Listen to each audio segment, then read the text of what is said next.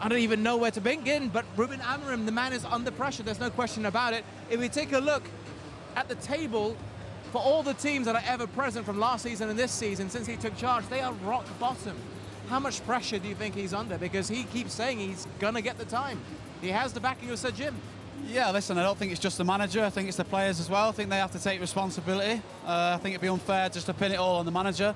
But hopefully they can start by doing that today. I think, you know, they've got to get back to basics. You know, we talk about systems and tactics and all that, but, you know, football's a simple game and maybe it's been overcomplicated a little bit, but, you know, doing the basics well today, running hard, working hard, tackling, you know, passing the ball forward, and when you get the moments to attack in those transitions, go fast and arrive at the right time, and hopefully they can get a result.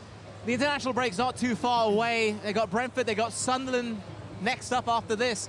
Is it 3 games to save his job, do you feel, Simo? No, I don't think so. I think I've heard some of the reports that the data that the team's better than last season. Listen, we know we played well against Arsenal. Listen, going out of the cup, Grimsby was a shocker. Listen, Man City away is tough and it wasn't a great performance, but I think tonight at home against Chelsea, especially after last weekend, you've got to put a performance on. Maybe not have to get the win. Just show the fans that things are getting better. Like Phil says, they have to win. They have to win. I don't think they do today. I think the next 2 games after that, before the international break, Brentford and Sunderland, they have to win them games. But to get a draw today and go into them and get 2 wins, I think they'll be okay going into them international break. Scott, I mean, data is one thing. Ruben Amorim's mentioned data, Danny's just mentioned data, but at the end of the day, it's the points on the board that matter. It's the results at the end of 90 minutes. Yeah, I mean, even the Pope's not going to persuade him to change his tactics, as so he said.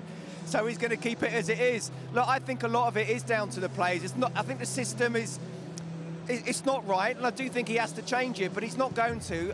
They have had more shots of the first 4 games in the Premier League than any other side in the Premier League this season. So in terms of that attacking third, they haven't been clinical enough.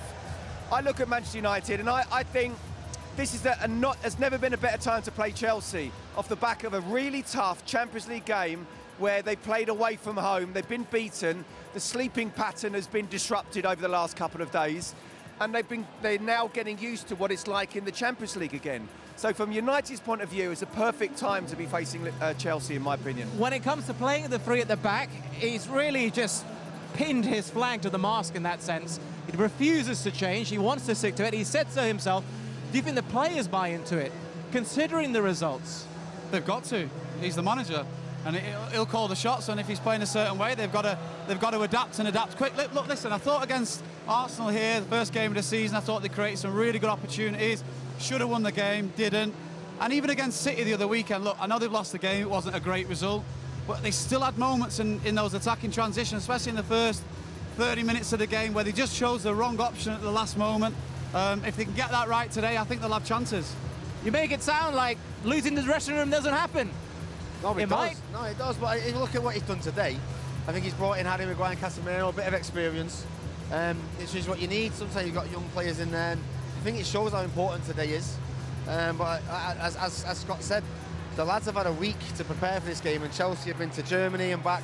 We know what that's like, and it's difficult. So the United lads, even just from that point of view, should be going, lads, we should be fresher than them, and they should use that today, especially in the first 20 minutes.